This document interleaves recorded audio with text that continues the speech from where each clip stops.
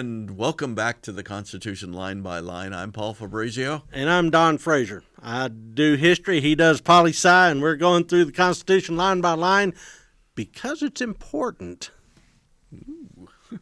It's good for you. Eat your vegetables. That's right, eat your vegetables. It's good for you. All right, so we're talking about Article 2, which is the presidency. Section 2. Yes. This is the powers of the presidency, and now we're Clause 2. Clause 2. Part A. Yeah, because it's a multi-part clause, too. Okay. They changed their grammar rules in this particular article. Okay.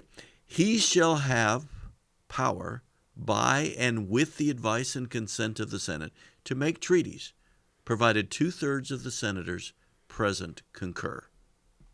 So this is the treaty power of the president, but it's not unrestrained. Right. So the president can make all the treaties he wants. They don't go into effect until the Senate ratifies them. 2/3 of the Senate ratifies them. And that 2/3 margin is really tough to get. Very seldom does one party control 2/3 of the Senate. So somebody's got to get along with the other side. Other. Yeah. So anytime you see partisan conflict between the president and the White House, you have to realize that that is a limitation on the president's ability to get treaties through. Yeah. One of the consequences of this is that we don't make as many treaties anymore because it's hard to get them through the Senate. And instead, you just set up executive agreements between the president and another country, and it's just an agreement that exists. We just agreed to abide by a memorandum of understanding. A memorandum of understanding. Which is not a contract. Which is not a contract. And it just, this is what we're going to do. This is what we agreed to deal with. And we'll just bypass the Senate altogether.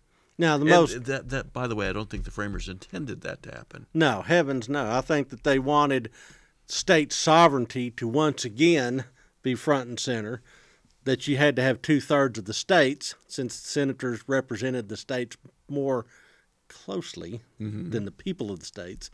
You had to have the states sign off on it. Right. I mean, that's almost a confederation versus a federation when it comes to ratifying treaties. The most notable treaty disaster, was the Treaty of Versailles, in which the United States goes to war to help the world be safe for democracy and to win the peace and shape the post-war world. And then the Senate says, no thanks. Yeah, Woodrow Wilson has a stroke. Yeah, I mean, bust a vessel trying to figure out how to get this thing to pass. And what did he do? He went on a train tour of the United States to appeal to the people of the United States to tell their senators to quit being knuckleheads. And didn't matter. Treaty of Versailles is not ratified by the United States. Right. And he got a stroke. And he had a stroke, and as a result, Europe ended up becoming responsible for its own post-war order. Right, which was just a disaster. It was a total disaster because they were all bent on vengeance. The United States could have been a third-party broker, sort of like we had been with the Russo-Japanese War in 1905. But no. We abdicated the responsibility and said, all right, you guys, we've solved this fight. We've broken up the fight. Now y'all work out how you want to go forward. And they said, oh, yeah, we'll be happy to work out how we're going forward. Hello, Germany. Why don't you have this burden of debt that you'll never get out from under, and et cetera, et cetera, et cetera. So, yeah, that's a time when we needed to get into the middle of a treaty, and we just said, no, we're going backwards on this. Nope. One of the things, and I saw an analysis of Woodrow Wilson's behavior during the negotiations, and he did not include in his negotiating team anybody from the Senate. See? They had no skin in the game. Exactly. And this is often the behavior of presidents when they're negotiating treaties, is they don't include a senator or a couple senators. They don't have them as part of the team or key consultants. And then it goes to the Senate, and is the Senate going to agree or not? There's no advocates. And I hate to say it, but we could be facing the same situation again today.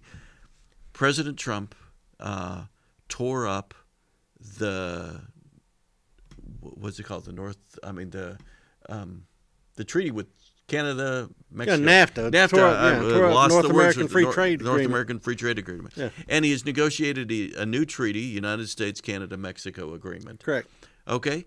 And it has to go to the Senate for confirmation. There doesn't seem right now to be the votes there for that treaty agreement. Same thing happened with the Trans-Pacific Agreement Right. during the Obama There administration. just isn't anything there. Yeah. So You got people harassing you. I do over on my phone. So, could the president have avoided this?